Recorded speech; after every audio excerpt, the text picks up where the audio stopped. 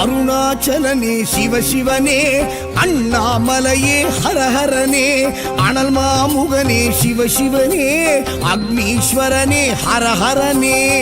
சிவசிவனே ஹரஹரனே, ஹரஹர சிவ சிவ சங்கரனே, எந்நாடுடைய சிவசிவனே, எந்நாட்டவர்க்கும் இறையவனே.